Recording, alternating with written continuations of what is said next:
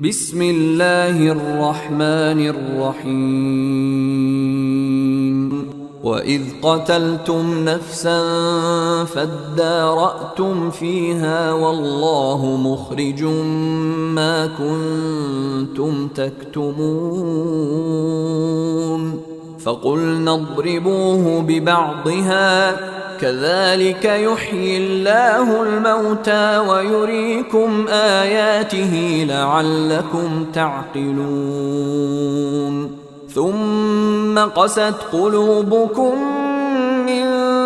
بعد ذلك فهي كالحجارة أو أشد قسوة وإن من الحجارة لما يتفجر منه الأنهار وإن منها لما يشقق فيخرج منه الماء وإن منها لما يهبط من خشية الله وما الله بغافل عما تعملون أفتطمعون أن يؤمنوا لكم وقد كان فريق منهم يسمعون كلام الله ثم يحرفونه من بعد ما عقلوه وهم يعلمون وإذا لقوا الذين آمنوا قالوا آمنا وإذا خلا بعضهم إلى بعض قالوا أتحدثونهم بما فتح الله عليكم ليحاجوكم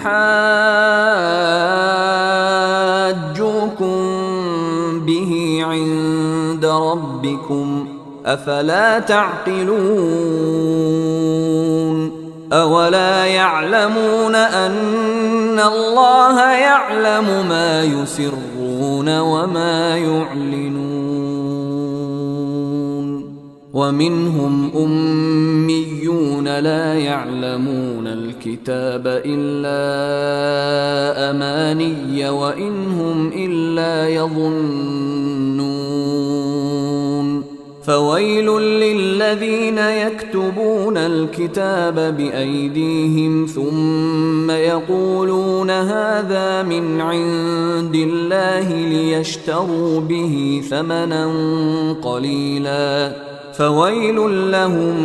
مما كتبت أيديهم وويل لهم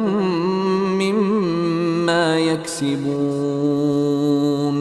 وقالوا لن تمسنا النار إلا أياما معدودة قل أتخذتم عند الله عهدا فلن يخلف الله عهده